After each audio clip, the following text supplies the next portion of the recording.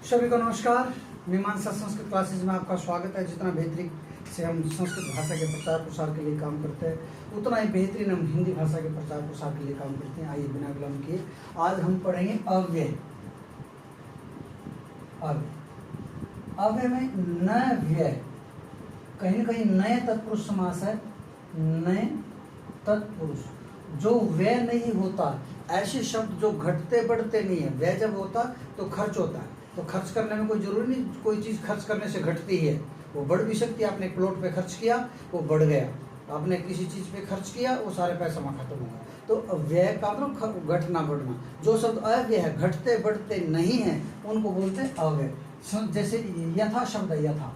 आपने कभी यथा का यथों, यथी, यथे ऐसा नहीं सुना होगा, ठीक है ना। ये वैसा ही रहता, परंतु शब्द है, कभी नहीं घटता बढ़ता, ठीक है ना। तो धीरे धीरे शब्द है, धीरे धीरे, ये कभी नहीं घटते बढ़ते। तो ऐसे शब्द अव्यय कहलाते हैं। यदि संस्कृत भाषा की दृष्टि से देखें तो इसकी परिभाषा है, चूंकि हिंदी में आप हिंदी में कर सकते हो, संस्कृत में संस्कृत में। तो परिभाषा पढ़े तो सदृशम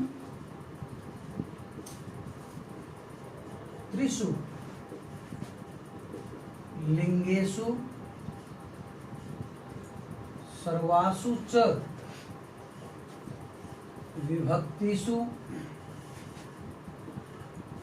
वचनेषु च सर्वेषु यन्न व्येति तद अव्ययम्। ये कहता है सदृशम त्रिषु लिंगेषु, तीनों लिंगों में, ठीक ना। संस्कृत में 3 लिंग होते हैं, हिंदी में 2 होते हैं, तो आप 2 मानो, यानी कि दोनों लिंगों में, संस्कृत के हिसाब से तीनों लिंगों में जो सदृश समान रहता है। जैसे बच्चा, स्त्रीलिंग में बच्ची हो गया, तो जो अव्यय शब्द होता है उनको लिंग के अकॉर्डिंग बिल्कुल नहीं बदलेंगे। सर्वासु च विभक्ति, और सभी विभक्तियों में, हिंदी में कारक मानो, सभी कारकों में। जैसे बच्चा खाता है और बच्चे को देखो, बच्चा खाता है बच्चे को देखो, तो यहाँ बच्चे बन गया कर्म कारक में, एक ही वचन में, ठीक है ना। तो ऐसा सभी विभक्ति कारकों में। वचनेषु च सर्वेषु, और सभी वचनों में। हिंदी में 3 वचन होते हैं, एक वचन बहुवचन, तो दोनों वचनों में। यत न व्येति, ये यत न, जैसे जगत जमानाथ जगन्नाथ बन जाता, तो यत जमाना यत, यत न यन, यत न व्येति, जो व्यय नहीं होता है वो अव्यय होता है, ठीक है जी। तो अव्यय मेरे ख्याल से आपको प्रकार इसका पता चलेगा। इसके 5 भेद हैं, 5 भेद। पहला कौन सा? क्रिया विशेषण। नंबर 2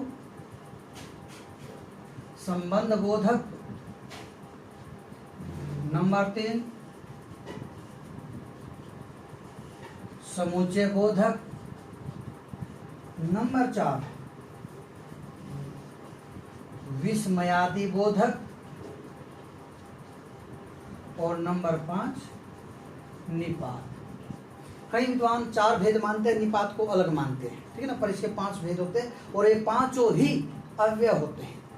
क्रिया विशेषण, संबंध बोधक, समुच्चय बोधक, विस्मयादि बोधक और निपात। अब हम एक एक करके इसको पढ़ लेते हैं। आप नोट्स बनाते रहिए, इनको उतारते रहिए, समझते रहिए। आपका वीडियो ये यूट्यूब चैनल पे हमारे अपलोड रहता है, आप 10 बार देखिए, ठीक है ना।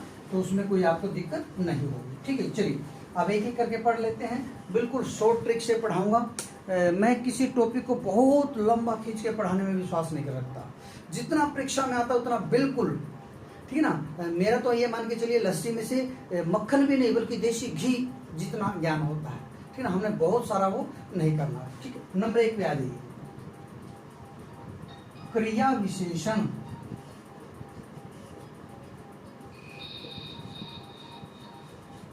क्रिया विशेषण, ठीक है जी।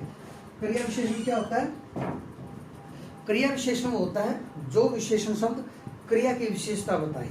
आज यहाँ पर लाइट गई हुई है तो थोड़ी प्रॉब्लम है, गर्मी भी बहुत ज़्यादा है, फिर भी घोंसलों में कोई कमी नहीं होनी चाहिए, ठीक है ना। यही तो तितिक्षा है, शीतोष्ण द्वंद्व सहिष्णुता। गर्मी हो, सर्दी हो, सुख हो, पाप पुण्य, जितने मर्जी हो, जो मर्जी हो, उसको सहन करना ही तितिक्षा है। तो पढ़ना और पढ़ाना सबसे बड़ी तितिक्षा है। क्रिया विशेषण, क्रिया विशेषण अपने आप में 4 प्रकार का होता है, और ये क्रिया की विशेषता बताता है। क्रिया की विशेषता, तो ये क्रिया की विशेषता बताता है, इसलिए क्रिया विशेषण कहलाता है। एक सिंपल विशेषण होता है, विशेषण, और एक होता है क्रिया विशेषण। दोनों में क्या फर्क है? क्रिया विशेषण। देखो ये जो विशेषण है ये संज्ञा या सर्वनाम की विशेषता बताएगा, संज्ञा या सर्वनाम की विशेषता, संज्ञा सर्वनाम की विशेषता। पर ये केवल क्रिया की विशेषता बताता है, क्रिया की विशेषता। उदाहरण से समझा देता हूं, जैसे मोहन तेज लड़का है, तो ये जो तेज है किसकी विशेषता था? लड़का, और लड़का एक जातिवाचक संज्ञा, तो ये विशेषण है। क्रिया विशेषण कब होगा? जैसे वह तेज दौड़ता है। अब यहां पर तेज किसकी विशेषता? दौड़ना क्रिया की विशेषता होता है। तो ऐसी जब भी आए तो वो क्रिया विशेषण होता है। अब ये 4 प्रकार का होता है, एक एक करके क्लियर कर लेते हैं। मैं इसको साफ कर देता हूँ क्योंकि ये वीडियो है, आप इसको दोबारा सुन सकते हो, बैक करके सुन सकते हो, नोट्स बना सकते हो, सब कर सकते हो। ठीक है, कौन कौन से 4 प्रकार होते हैं इसके? नंबर 1 रीतिवाचक, नंबर 2 कालवाचक, नंबर 3 स्थानवाचक, और नंबर 4 परिमाणवाचक। ठीक है, ये 1 2 3 और 4। ठीक है, तो रीतिवाचक में मैं एक एक करके समझाऊंगा। रीति में तो क्रिया के होने की रीति या तरीका बताया जाता है। क्रिया कैसे हो रही है, क्रिया के होने की रीति या क्रिया के होने का तरीका। कालवाचक में क्रिया के होने का समय बताया जाता है। क्रिया कब हो रही है? जैसे वह कल आएगा। अब वह कल आएगा तो क्रिया कब होगी? कल, तो एक काल से संबंधित है। या जैसे वह अचानक आ गया, तो आना क्रिया कैसी? अचानक हुई, अचानक आ गया। ठीक ना? या वह धीरे धीरे चलता है, तो कैसे चलता है? तो धीरे धीरे चलता है। ठीक ना? या वह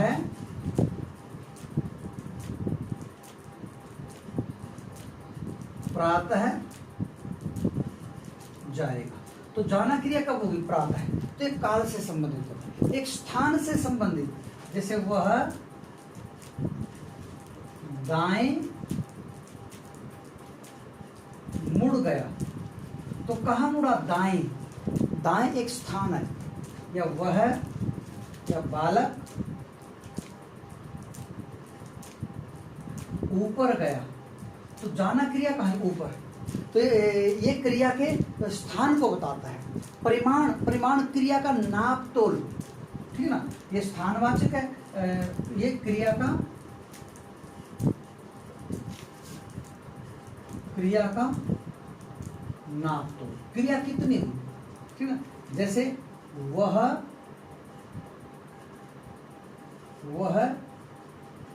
ज्यादा खाता है,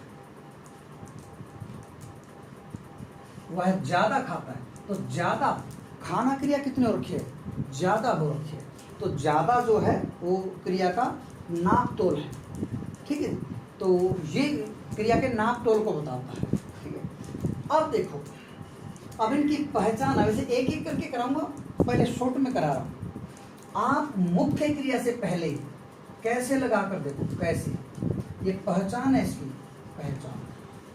मुख्य क्रिया से पहले कैसे लगा कर देखो। जैसे वह धीरे धीरे चलता है, मुख्य क्रिया से पहले कैसे लगा? वह कैसे चलता है। अगर कैसे का उत्तर मिल रहा धीरे धीरे चलता, तो पक्का रीतिवाचक क्रिया विशेषण। कालवाचक में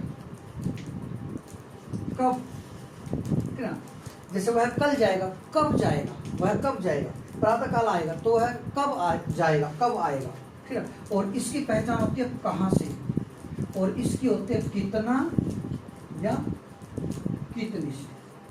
मुख्य क्रिया से पहले कितना या कितने लगा कर देख लीजिए तो आपको पता चल जाएगा। तो मेरे ख्याल से आपको अच्छी तरीके से इस चीज का पता चल गया है, ठीक है।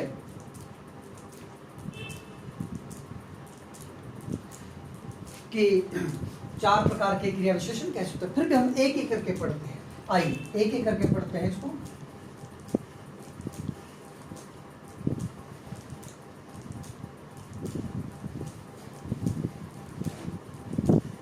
ये लो, ये क्रिया के रीति होता है होने का तरीका, किस तरीके से होना है रीति। तो ये क्रिया के होने की रीति बताता है, या यूं कि ये रीति का वाचक है। संबंध तत्पुरुष समास है, इसमें रीतिवाचक नहीं, रीति का वाचक, कथावाचक, कथा का वाचक, ठीक है ना। तो क्रिया के होने की रीति बताता है। जैसे वह मंद मंद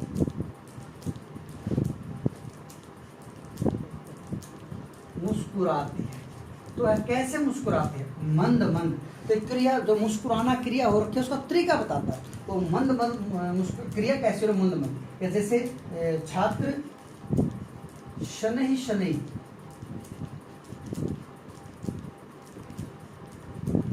पढ़ता है। तो छात्र कैसे पढ़ता है, शनैः शनैः पढ़ता है। या प्रेशर कुकर अचानक फट गया। तो प्रेशर कुकर कैसे फट गया, प्रेशर कुकर अचानक फट गया।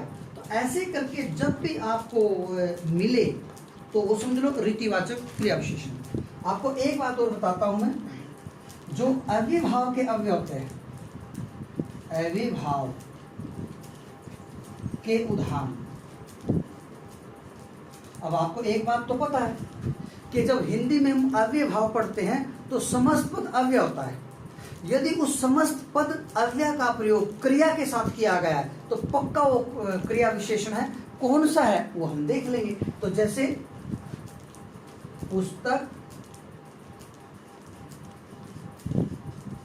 हाथों हाथ बिक गई। तो इस बात का आपको अच्छी तरीके से आभास है कि हाथों हाथ में अविभाव समास है। कोई शब्द डबल होके आ जाए, हाथों हाथ, रातों रात, मंद मंद, लूटम लूट, ठीक है ना, धक्कम पेल, ठीक है ना। तो ऐसे सारे डबल वाले अविभाव समास होते हैं।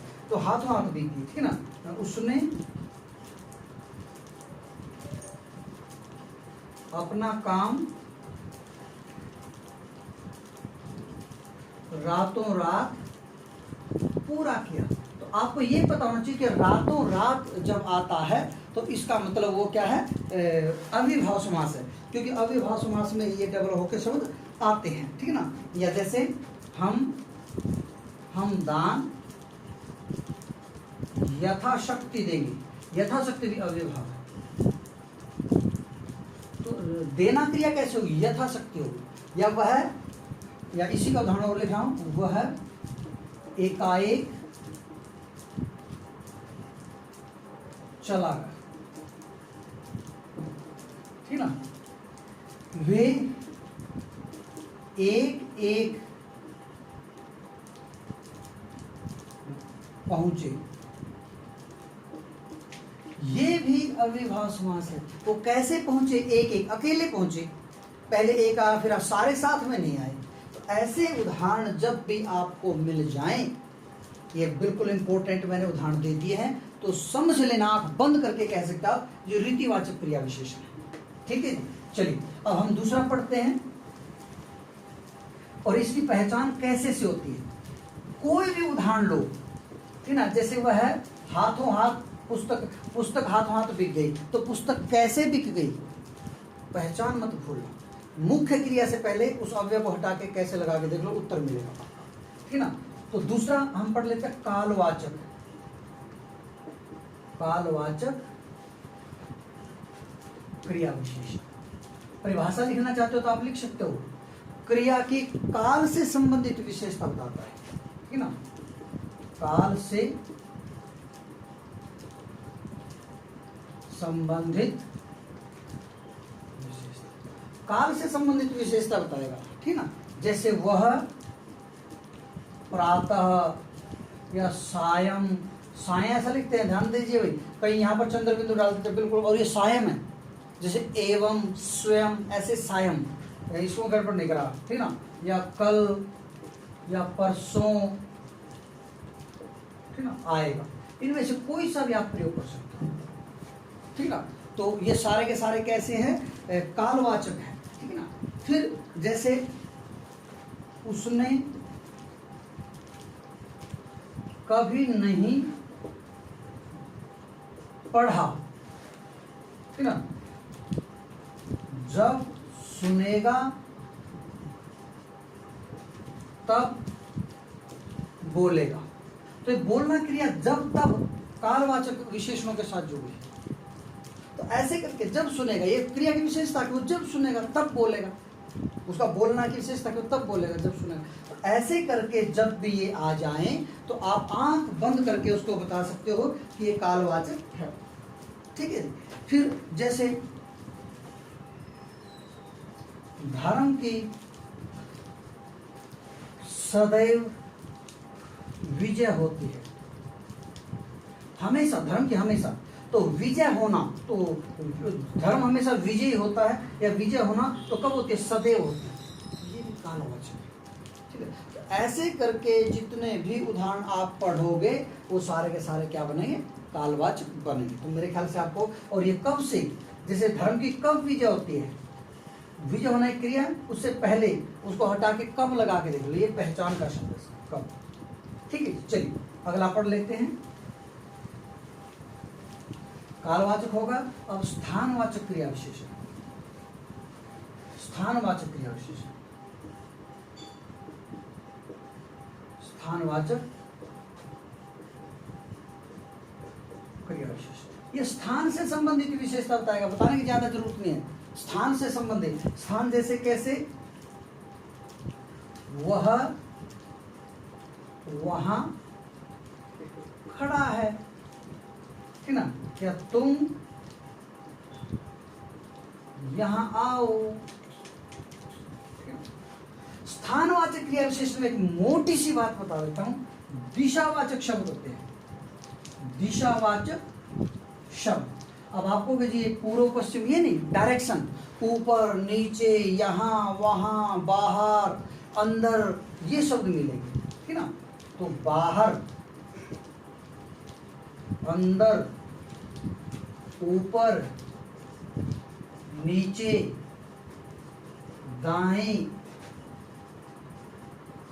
बाएं, इस प्रकार के शब्द आपको मिलेंगे।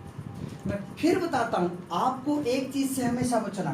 तो ऐसे जैसे वह अंदर चला गया, या वह अंदर बैठा है, वो दाएं मुड़ गया, तो ऐसे सारे उदाहरण स्थानवाचक हैं। अब आपको एक चीज सोचना, कई बार है ना, ये आ जाता है कि जैसे कोई पूछ ले कि इसमें से विशेषण कौन सा है या क्रिया विशेषण कौन सा है। कई बार ये दोनों भी पजल करता है। जैसे अगर वो कह देता है, जैसे सोहन, सोहन अच्छा बालक है, तो यहां पर किसकी विशेषता बता रहा है, बालक की, तो ये विशेषण, विशेषण। अगर आप पूछ लो जैसे सोहन अच्छा बोलता है, तो यहां पर किसकी वो विशेषता बता रहा, तो क्रिया की विशेषता बता रहा, तो ये रीतिवाचक क्रिया विशेषण होगा, रीतिवाचक। ऐसे मैं बहुत उदाहरण दे सकता हूं, ठीक ना। तो आपने इस चीज से बचना, जैसे वो कह देता है वह ऊपर जा रहा है, तो जाने की, जाना क्रिया कहाँ रखे, ऊपर रखे, तो स्थानवाचक, कहाँ जा रहा है, कब, कहाँ से बनेगा, इसकी पहचान क्या है, कहाँ से, ये पहचान है, इसकी पहचान कहाँ। अगर वो क्रिया के साथ नहीं है, जैसे वह छत के ऊपर जा रहा है, तो इस अवस्था में ये फिर आपका संबंध वाचक अव्यय बनेगा, संबंध वाचक, जो मैंने अभी पढ़ा नहीं, आगे पढ़ाऊंगा, तो उसमें जब पढ़ाऊंगा तो मैं आपको बताऊंगा, ठीक है। चलिए तो ऐसे करके आपको फर्क महसूस होना चाहिए। आजकल की परीक्षाएं वो चली गई हैं कि जब ये पूछ लेते थे कि गुलाब का फूल किस रंग का होता है, गुलाबी रंग का होता है, या हरे रंग की मिर्च कैसे रंग की होती है, हरी मिर्च कैसे रंग की होती है, तो हरे रंग की होती है हरी मिर्च। ठीक है, अब आजकल वो कैसे क्वेश्चन नहीं पूछता। ठीक ना, आगे है परिमाणवाचक, परिमाणवाचक क्रिया विशेषण। ये क्रिया के नाप तोल को, जैसे जितना, उतना, थोड़ा, जरा सा, बहुत, कम, अधिक, अत्यधिक, ऐसे शब्द क्रिया की परिमाण से बताते हैं। जैसे उतना खाओ जितना पचा सकते हो, उतना खाओ। अब ये खाने की क्रिया उतना बता रहा, उतना, कितना, पहचानवाचक शब्द इसका कितना या कितनी, कितना या,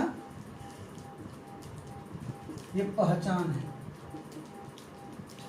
उतना खाओ, जितना, कितना खाओ, जितना पचा सकते, जितना, ऐसे। या जैसे वह कम बोलता है, कितना बोलता है, थोड़ा बोलता है, कम बोलता है, तो कम कह लो, अधिक कह लो, बहुत कह लो, जरा सा कह लो, कोई से वह जरा सा खाता है, वह जरा सा खाता है। तो ये सारे के सारे शब्द इनको कहीं भी प्रयोग कर लो, और मुख्य क्रिया से पहले यदि कितना, उसको काट के कितना कितने बनता तो परिमाण। तो मेरे ख्याल से आपको रीतिवाचक क्रिया विशेषण आ गया है। फिर भी आप मुझे कमेंट सेक्शन में जाके मुझे उदाहरण दिया करो, बताया करो जी इसमें कौन सा है, इसमें कौन सा है।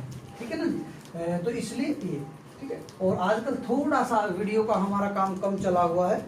ठीक है ना, आपको पता है कि DSSB के स्टूडेंट्स को मार्गदर्शन देना होता है। ठीक है, तो उसमें ज़्यादा टाइम निकल रहा है। फिर भी मैं जैसे ही समय निकलता हूँ हिंदी की वीडियो जरूर बनाता हूँ। ठीक है, चलिए, ये आपने क्रिया विशेषण के तहत पढ़ा रीतिवाचक क्रिया विशेषण। अगला संबंध बोधक या संबंधवाचक क्रिया विशेषण।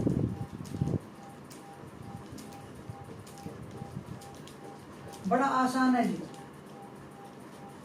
आप यूं याद रख लीजिए कि संबंधवाचक है तो संबंध एक कारक का नाम है। जब भी कारक के चिन्ह के साथ संबंध दिखाया जाए तो ऐसा संबंधवाचक होता है। पर जरूरी नहीं संबंध का हो, से भी आ जाता, पर एक मोटा सा वैसे आइडिया बना रहा, जैसे के सामने, के साथ, के ऊपर, के बिना,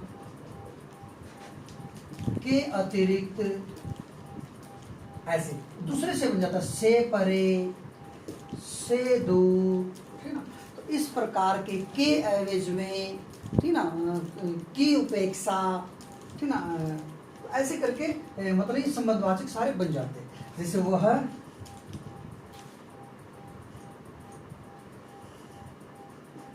राम के सामने बैठा है, तो किसके सामने बैठा है, किसके, राम के। तो ये जो के सामने ये अव्यय है क्योंकि राम से जुड़ा हुआ, राम के सामने। अगर इसमें के का संबंध किसी संज्ञा सर्वनाम से नहीं है, अगर आपको सामने किसके, राम के, तो ये रिलेटेड है राम से, न कि क्रिया से। क्रिया से रिलेटेड कब होगा, जैसे वह सामने बैठा है। अब ये किसी के सामने नहीं बैठा, ये सामने बैठना क्रिया सामने हो रखी है, तो यहां पर इस अवस्था में ये कालवाचक क्रिया विशेषण, सॉरी, स्थानवाचक क्रिया विशेषण होगा, स्थानवाचक क्रिया विशेषण। अगर उसका संबंध, इन सब का संबंध किसी संज्ञा से है, संबंध संज्ञा या सर्वनाम से है होगा, इसका संबंध संज्ञा या सर्वनाम से हो, क्रिया से नहीं हो। अगर ऐसा है तो क्रियावाचक विशेषण, ठीक ना। और वह राम के सामने, तो राम का संज्ञा से संबंध है, तो इस अवस्था में संज्ञा का होगा। ठीक है जी, चलो इसको मैं साफ कर देता हूं, और मेरे ख्याल से आपको ये समझ में आ गई। तो ऐसे जहां भी मिले के बिना, से परे, के अतिरिक्त, ठीक है ना, या की उपेक्षा, ठीक है ना, जैसे मोहन के अतिरिक्त या मोहन की उपेक्षा या मोहन के बिना, ऐसे करके आगे कुछ भी लगा, तो इन सब का संबंध मोहन से, मोहन के बिना ये काम नहीं होगा, क्रिया से संबंध नहीं।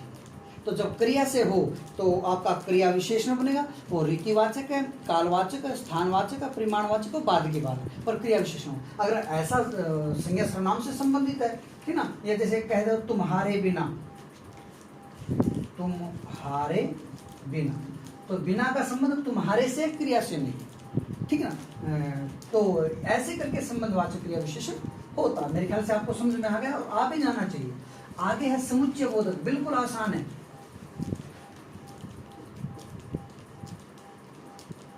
समुच्चय बोधक, मैं चाहूं तो इस अकेले अव्यय पे कम से कम 10 वीडियो बना सकता हूं। चाहूं तो मैं केवल इस पर 10 वीडियो बना सकता हूं, पर मुझे आपको नॉलेज देना है। मैं किसी सेंटर पे वीडियो, सेंटर पे डेमो नहीं दे रहा हूं, मैं किसी सेंटर पे डेमो नहीं दे रहा हूं। चाहूं तो मैं गारंटी देता हूं, कम से कम भी 5 घंटे कंटिन्यू, 5 घंटे मिनिमम बता रहा हूँ, मैक्सिमम नहीं, मैक्सिमम कितने होंगे बाद की बात है, अव्यय पढ़ा सकता हूँ। इसके विभाजक, संयोजक, ये वो इतने भाग बना दूंगा कि आपको पूरा पीएचडी हो जाएगी। पर हमें अव्यय पे पीएचडी नहीं करना। आपके किसी भी टेस्ट में जनरल हिंदी में जो क्वेश्चन इससे बाहर आया हो तो मैं मुझे बताओ, कमेंट सेक्शन में दे के बताओ, ठीक ना। ये तो बात मैं चैलेंज के साथ कहता हूँ, ठीक है ना। इन चीज़ों से बाहर नहीं आते, ठीक ना। पर आपको केवल अव्यय पढ़ना है, अव्यय भी पीएचडी करनी है, तो आपको विस्तार में जा सकता है। समुच्चय बोधक बड़ा आसान तरीका भाई। जो योजक शब्द होंगे इसमें मिलेंगे योजक शब्द। कौन से योजक शब्द? वो शब्द जो संयुक्त वाक्य है, संयुक्त वाक्य या मिश्रित वाक्य बनाने वाले, मिश्रित वाक्य बनाने वाले जो योजक शब्द होता है, जो अगर कहीं पर, ठीक ना, देखो केवल संयुक्त वाक्य मिश्रित वाक्य नहीं, ये सरल वाक्य में भी आ जाता है। या दो संज्ञाओं या सर्वनामों को जोड़ने वाले योजक शब्द। मैंने मोटी सी पहचान बताई, जो संयुक्त वाक्य मिश्रित वाक्य में, जैसे ये है सारे, और, ठीक ना, किंतु, परंतु, अन्यथा, अतएव, ज्यों ही, तथा, तथापि, इसलिए, क्योंकि, फलतः, फलस्वरूप, ठीक है ना। तो इस प्रकार के जितने भी आपको ये योजक शब्द, या तो दो वाक्यों को जोड़ रहे हो या दो शब्दों को जोड़ रहे हो, दो पदों को जोड़ तब भी बने। मैं अलग अलग बताऊँ, जैसे और का देख लेता हूँ, मोहन और सोहन शहर गए, तो ये दो मोहन और सोहन को जोड़ रहा है। ये दो वाक्यों को भी जोड़ सकता है, जैसे मोहन आया और सोहन चला गया। तो देखो मोहन आया एक वाक्य और सोहन चला गया, ठीक है ना, ये दो वाक्य, तो ये संयुक्त वाक्य होगा। मोहन आया और सोहन चला गया, तो आपने और को देखना है, चाहे वो संयुक्त वाक्य में चाहे दो वाक्य में। तो ऐसे करके जितने वाक्य मर्जी आप बना लीजिए, ठीक ना। जैसे बिजली चली गई इसलिए अंधेरा है, इसलिए का बना देता हूं,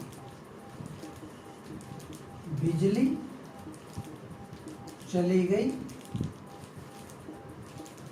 इसलिए अंधेरा है। ठीक, तो इसलिए नहीं, इन दोनों का समुच्चय का काम किया, को दोनों को जोड़ने का काम किया, ठीक ना। तथापि जैसे मैंने उससे बार बार पूछा, तथापि उसने उत्तर नहीं दिया, तब भी उसने उत्तर नहीं दिया, ठीक है। तो ऐसे करके यदि तो भी आ जाता है इसमें, यदि तो ये भी समुच्चय बनाता है। यदि मेहनत करोगे तो पास हो जाओगे। और जैसे दुर्घटना हो गई, फलतः या फलस्वरूप अनेक यात्री मारे गए। दुर्घटना हो गई, फलतः या फलस्वरूप अनेक यात्री मारे गए।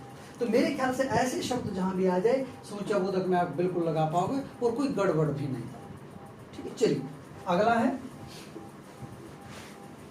विस्मयादि बोधक।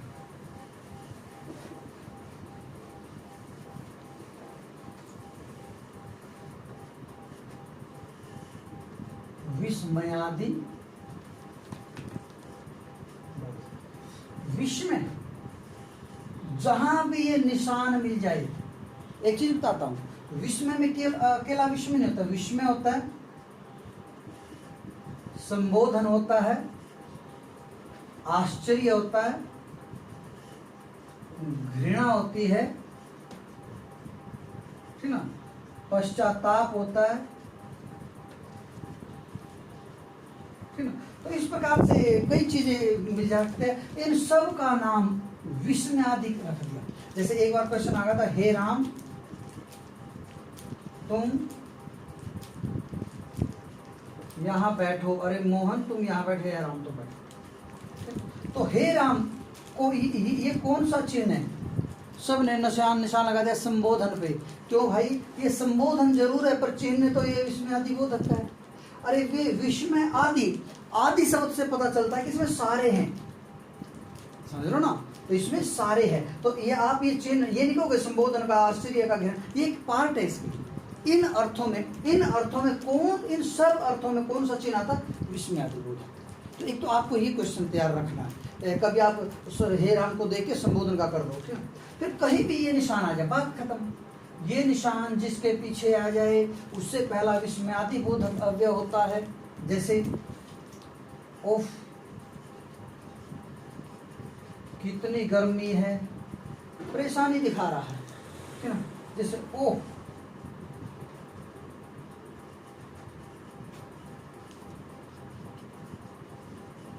कितना सुंदर फूल, आश्चर्य दिखा रहा, आह